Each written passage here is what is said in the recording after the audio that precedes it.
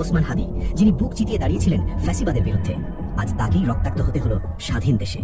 কিন্তু প্রশ্ন হলো, এই গুলি কি শুধুই একজন হাদির বুকে লেগেছে, নাকি এই গুলি লেগেছে জুলাইয়ের সেই স্বপ্নের বুকে, যে স্বপ্ন দেখার অপরাধে আমাদের ভাইয়েরা রক্ত দিয়েছে? হাদিকে গুলি করার আগে তাকে সামাজিকভাবে হত্যা করা হয়েছে।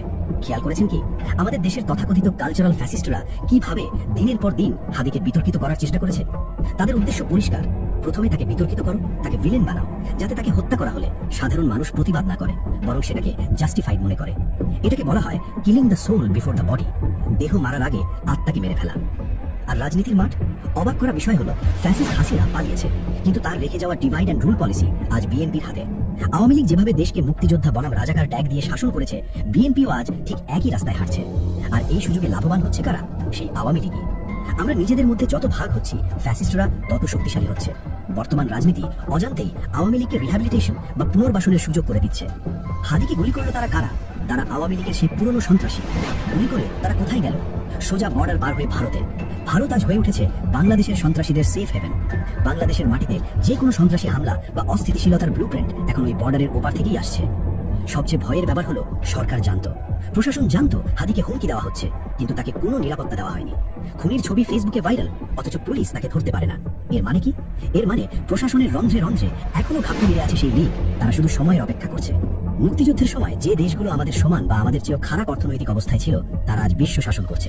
আর আমাদের মুক্তিযুদ্ধের প্রজন্মের শাসকরা মুক্তিযুদ্ধের চেতনার দোহাই দিয়ে বাংলাদেশকে শুধু পিছিয়ে দিয়েছে।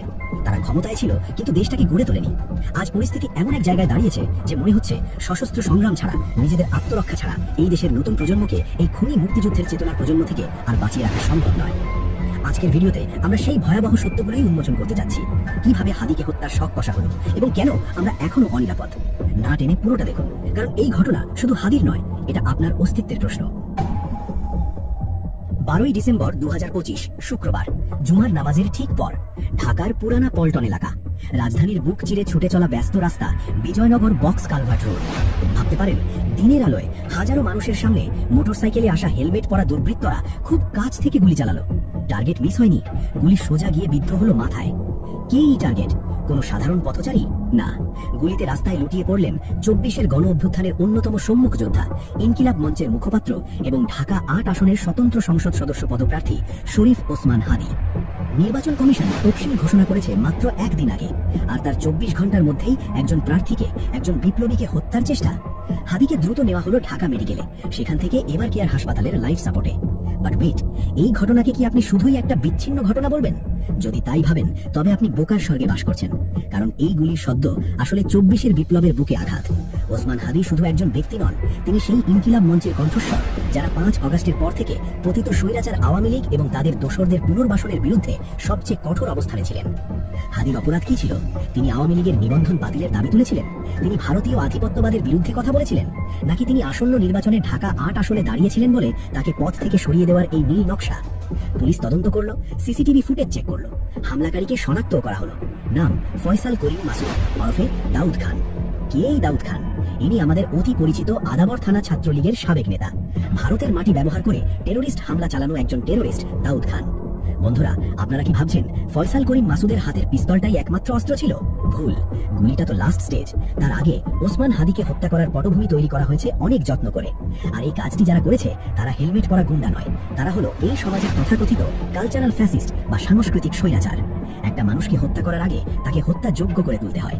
সমাজকে বোঝাতে হয় যে এই লোকটা ক্ষতিকর, একে মেরে ফেললে দেশের কোনো ক্ষতি নেই, বরং লাভ।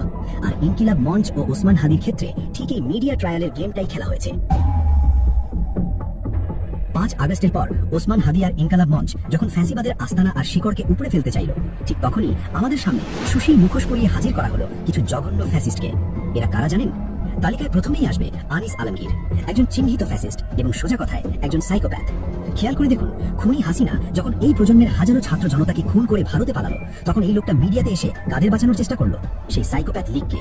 সে জানে কোনো রাজনৈতিক দল নয়, বরং এই ছাত্ররাই হাসিনার 16 বছরের রাজত্বকে ধুলোয় মিশিয়ে দিয়েছে। তাই হাসিনার ফেলে যাওয়া আনিস আলমগীর টার্গেট করলো ছাত্রদের। আমাদের বিপ্লবকে নাম দিল মব, ছাত্রদের বানালো ভিলেন। ওসমান হাদি যখন মৃত্যুসজ্জায়, জীবন মৃত্যুর সন্ধিক্ষণে, তখন এই আনিস আলমগীর ফেসবুকে রীতিমতো উল্লাস করেছে। কারো মৃত্যু নিয়ে এমন পৈশাচিক উল্লাস একমাত্র একজন সাইকোপ্যাথের পক্ষেই সম্ভব। লিস্টে এরপরই আছেন সিনিয়র সাংবাদিক নামধারী এক টকমারানি কথা কামাল। নাইমুল ইসলামের জুতা টানাই মহিলা হাসিনার পতনের পর থেকেই ছাত্রদের বিরুদ্ধে বিষোদগার শুরু করেছেন। এই ডেট ফেল করা প্রজন্মের প্রতিনিধি কথা কামাল জীবনে কোনোদিন গুলির সামনে দাঁড়াননি, সারা জীবন পার করেছেন দালালি করে। তাদের প্রজন্মের সমস্যাই হলো তারা অন্যায়কে ন্যায় হিসেবে মেনে নিতে শিখেছে। তাই যখন আমাদের ছেলেরা ফ্যাসিবাদের শিকড় উপরে যেতে গেল, তখন এই দালালি করা জেনারেশন সেটাকে বলল মব জাস্টিস। অন্যায়ের প্রতিবাদী কণ্ঠস্বরগুলোকে তারা মিডিয়াতে ক্রিমিনাল হিসেবে উপস্থাপন করলো। আর এই প্রপাগ্যান্ডায় পিছিয়ে নেই বিএনপির অনলাইন অ্যাক্টিভিস্টরাও। শাহেদ আলম, যিনি রীতিমতো ঘৃণা ছড়িয়েছেন হাদিকে নিয়ে, তিনি হাদিকে অপারেশন ডেভিল হান্টের সময় হত্যাযোগ্য হিসেবে মার্ক করেছিলেন, বলেছিলেন এই ডেভিল নিপাত যাক। শাহেদ আলমদের এই ধ্বজভঙ্গ প্রজন্ম হাসিনাকে মেনে নিয়েছিল। অন্যায়কে যারা গর্ব ভরে সহ্য করেছে, আজ তারাই অনলাইনে বিষ ছড়াচ্ছে এই বিপ্লবী প্রজন্মের বিরুদ্ধে। খেয়াল করলে দেখবেন এই কালচারাল ফ্যাসিস্টদের মধ্যে একটা চমৎকার প্যাটার্ন আছে। এরা 1.5 বছর আগে আমাদের ভাই বোনদের প্রাণহানিকে লো ক্যাজুয়াল কেস হিসেবে দেখায়। এরা হাসিনার শেখানো সেই মুক্তিযুদ্ধের বয়ান সামনে এনে একটা ফলস ডিলেমা ফ্যালেসি দাঁড় করায় মুক্তিযুদ্ধ আর জুলাই আন্দোলনের মধ্যে। তাদের ন্যারেটিভটা কি জানেন? তাদের মতে শুধুমাত্র 71-এর চেতনার ব্যবসা করা প্রজন্মই দেশের উঁচু শ্রেণী বা ফার্স্ট ক্লাস সিটিজেন।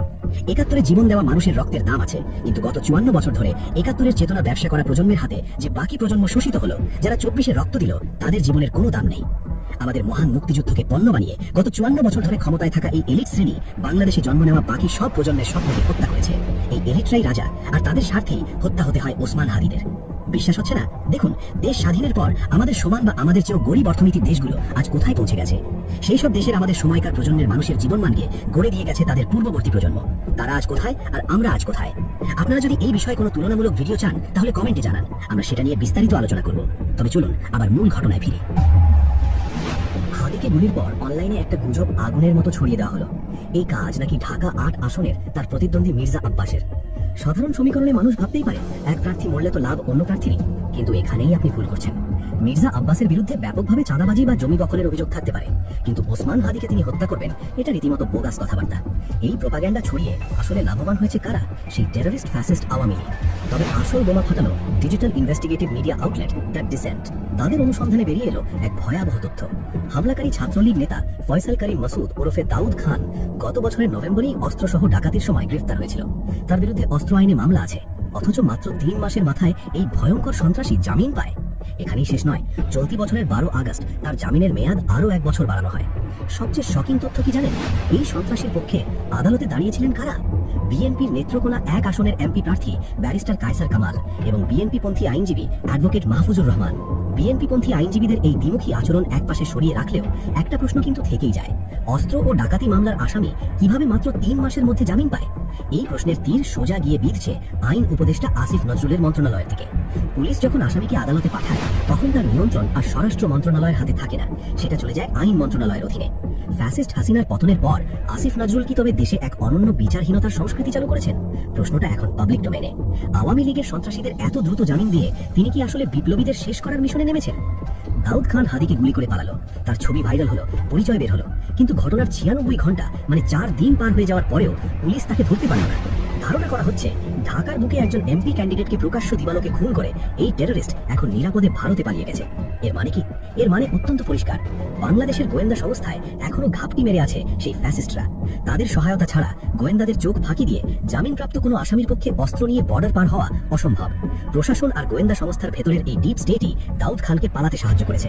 কে জানে, হয়তো এই এলিটদের গোলামেরাই দাউদ খানকে জামিনে বের করে এনেছিল শুধুমাত্র একটা শর্তে, ওসমান হাদিকে খুন করতে হবে। হাদির রক্ত শুধু রাস্তায় পড়েনি, এই রক্ত আমাদের চোখে আঙুল দিয়ে দেখিয়ে দিচ্ছে ফ্যাসিবাদ মরে নাই, তারা কেবল খোলস বদলেছে। শুধু তাই নয়, ফেসবুক এবং টুইটারে ভারতীয়রা রীতিমতো উল্লাস করেছে এবং দাউদ খানকে নিজেদের লোক বলে দাবি করেছে। তবে কি বাংলাদেশের গোয়েন্দা সংস্থা ভারতের রয়ের সাথে মিলে একজন বিপ্লবীকে খুন করে দিল? কিন্তু প্রশ্ন হলো, 54 বছর পরেও কেন আমরা একই বৃত্তে ঘুরপাক খাচ্ছি? কেন আমাদের সমসাময়িক দেশগুলো আকাশে উঠছে আর আমরা রাজনৈতিক হত্যা আর দুর্নীতির কাদায় আটকে আছে? এর উত্তর কোনো সাধারণ রাজনীতি দিয়ে পাওয়া যাবে না। এর উত্তর লুকিয়ে আছে কিছু নিষ্ঠুর মনস্তাত্ত্বিক আর পলিটিক্যাল সায়েন্সের সূত্রে। চলুন সেই মুখোশগুলো খুলে ফেলি। প্রথমে আসি আনিস আলমগীর বা কথা কামালদের মতো লোকেদের কথায়। এরা কেন ছাত্রদের মব বলে? ইটালিয়ান দার্শনিক আন্তোনিও গ্রামসি একেই বলেছেন কালচারাল হেজিমনি বা মতাদর্শিক আধিপত্য। খেয়াল করে দেখবেন, এই শাসক শ্রেণী এবং তাদের বুদ্ধিজীবীরা মুক্তিযুদ্ধের চেতনাকে একটা পবিত্র বর্ম বানিয়ে ফেলেছে। তারা আমাদের মগজে ঢুকিয়ে দিয়েছে যে তাদের দুর্নীতি বা লুটপাট নিয়ে প্রশ্ন তোলা মানেই হলো দেশের বিরোধিতা করা। এই চেতনা এখন আর দেশপ্রেম নয়, এটি তাদের ক্ষমতায় টিকে থাকা এবং প্রশ্নহীন আনুগত্য পাওয়ার প্রধান হাতিয়ার। তারা ওসমান হাদিকে ভিলেন বানায় যাতে তাকে খুন করলে আপনার মনে কোনো প্রশ্ন না জাগে। আমরা কেন করি? কেন আমাদের ভাইদের বিদেশে কামলা খাটতে হয়? অর্থনীতিবিদ এশেমোগলু ও রবিনসন তাদের বিখ্যাত তত্ত্বে একে বলেছেন এক্সট্রাকটিভ ইনস্টিটিউশনস। আমাদের 54 বছরের শাসকরা রাষ্ট্রযন্ত্রকে এমনভাবে সাজিয়েছে যেন এটি জনগণের সম্পদ শুষে নিয়ে গুটিকতক এলিটের পকেটে ভরতে পারে। ঠিক এই কারণেই ভিয়েতনাম বা দক্ষিণ কোরিয়া যখন মেধা দিয়ে বিশ্ব শাসন করছে, আমাদের দেশে তখন চলে নিও প্যাট্রিমোনিয়ালিজম, অর্থাৎ রাষ্ট্র এখানে তাদের পৈতৃক সম্পত্তি। এখানে দাউদ খানের মতো সন্ত্রাসীরা জামিন পায় কারণ তারা সিস্টেমের ক্লায়েন্ট, আর আসিফ নজরুলের মতো কর্তারা সেই সিস্টেমের অভিভাবক। এখানে আইন চলে না, চলে লেনদেন আর আনুগত্য। আপনারা ভাবছেন হাসিনা পালিয়েছে, আপদ গেছে। ভুল ভাবছেন। সমাজবিজ্ঞানী রবার্ট মিশেলস একেই বলেছেন আয়রন ল অফ অলিগার্কি। দল বদলায়, নেতা বদলায়, কিন্তু গুটিকতক লোকের শাসন বা সিন্ডিকেট বদলায় না। আওয়ামী লীগ যা করত, বিএনপির আইনজীবীরা আজ সন্ত্রাসীদের জামিন করিয়ে ঠিক তাই করছে। কারণ তারা জানে নতুন প্রজন্ম বা ওসমান হাদির মতো কেউ ক্ষমতায় আসলে এই পুরনো সিন্ডিকেট ভেঙে চুরমার করে দেবে। তাই তারা ক্ষমতাকে নিজেদের মধ্যেই ভাগ বাটোয়ারা করে রাখতে চায়। এই ডেট ফেল করা প্রজন্মটি তারুণ্যকে ভয় পায়। তারা জানে তাদের সময় শেষ, তাই তারা ওসমান হাদিদের মতো অর্গ্যানিক লিডারদের অঙ্কুরে বিনাশ করতে চায়। আর এখানেই আসে ইতিহাসের সবচেয়ে নিষ্ঠুর সাইকোলজিক্যাল থিওরি, লালায়াস কমপ্লেক্স। গ্রিক পুরাণে রাজা লালায়াস নিজের গদি আর জীবন বাঁচাতে শিশু ইডিপাসকে হত্যা করতে চেয়েছিলেন। বাংলাদেশের এই চেতনার ফেরিওয়ালা প্রজন্মটিও ঠিক তাই করছে। তারা অবচেতনভাবে নতুন প্রজন্মকে শত্রু মনে করে। তারা ভাবে আমরা বড় হলে তাদের অতীত কুকর্মের বিচার করব, তাদের সিংহাসন কেড়ে নেব। তারা আমাদের ভবিষ্যৎ খেয়ে ফেলছে শুধুমাত্র তাদের বর্তমানকে টিকিয়ে রাখার জন্য। হাদির রক্ত আমাদের চোখে আঙুল দিয়ে দেখিয়ে দিল এই রাষ্ট্রে এখন কর্তারা সন্তানদের খুন করে নিজেদের আয়ু বাড়াতে চাইছে। তাই সিদ্ধান্ত আপনার। আপনি কি এই লালায়াসদের হাতে খুন হবেন, নাকি রুখে দাঁড়াবেন এই রাষ্ট্রযন্ত্রের বিরুদ্ধে যারা আমাদের আত্মাকে এবং দেহকে উভয়কেই হত্যা করতে চায়? ওসমান হাদির রক্ত বৃথা যাবে না যদি আমরা এই সিস্টেমের শেকড় উপড়ে ফেলতে পারি। মনে রাখবেন, রাজা লালায়াস যখন ইডিপাসকে মারতে চেয়েছিল, ইডিপাস কিন্তু হাত জোর করে প্রাণ ভিক্ষা চায়নি। সে নিজের ভাগ্য নিজের হাতে গড়ে নিয়েছিল। 54 বছর ধরে যে প্রজন্ম আমাদের ওপর ছড়ি ঘুরিয়েছে, যারা আমাদের ভাইদের রক্তে হোলি খেলেছে, তাদের কাছে বিচার চেয়ে আর লাভ নেই। এখন সময় আত্মরক্ষার, কারণ হাদির বুকে লাগা বুলেটটা আসলে আপনার দিকেই ধেয়ে আসছে। প্রশ্ন হলো, আপনি কি পরবর্তী লাশ হওয়ার জন্য অপেক্ষা করবেন, নাকি এই লালায়াসদের সিন্ডিকেট চূর্ণ করে নিজের বেঁচে থাকার অধিকার ছিনিয়ে নেবেন? সিদ্ধান্ত